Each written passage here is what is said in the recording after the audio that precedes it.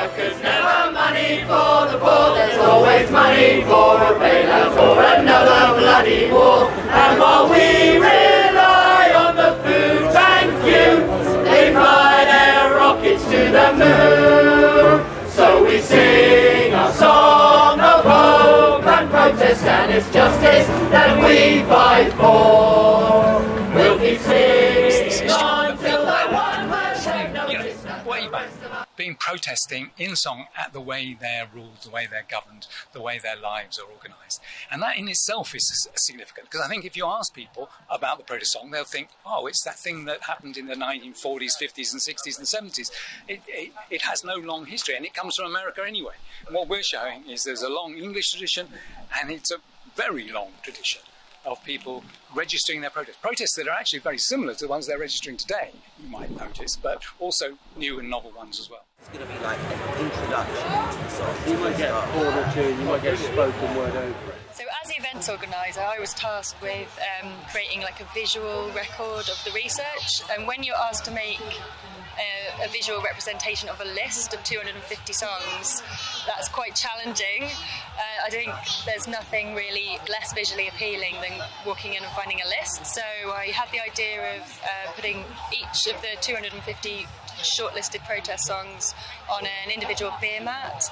The front has the title, the writer and the date, and the back has a little bit of information about the song. But we've had enough of this. We rise and we resist, and we'll run. Found all sorts of songs that have really inspired or interested me. For example, a song that was composed by the women at the Greenham Common camp protesting at the nuclear weapons and the cruise missiles that were being based there, called Brazen Hussies, which is a song saying, you can call us what you like, but we're going to stay here and we're going to, we're not going to move until those missiles move too. Those sort of things, the kind of the ways their anger and their commitment is expressed in song is really powerful. And I didn't know about that song until we started doing this project. Engage them, talk to them, tell them the story of what we're doing, and really enjoy it and give it Reach Tyrant's crown and break his sword. Down with his sword.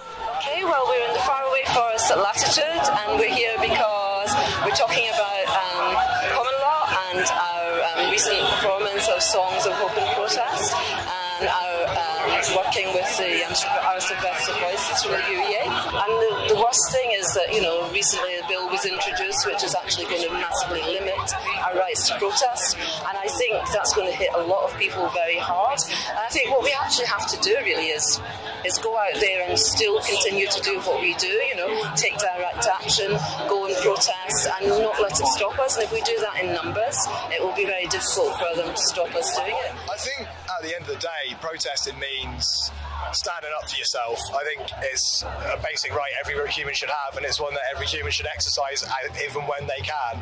It's always going to be the case there's something wrong in the world, and the only way it changes is through people getting on their feet and fighting about it. I'd say that the things I want to protest at, there's obviously our inactivity over climate change.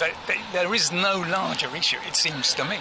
But at the same time, the kind of global injustices that are part of our world, the injustices within our world of poverty and wealth, there is a lot to protest at. All need to take responsibility for our personal choices.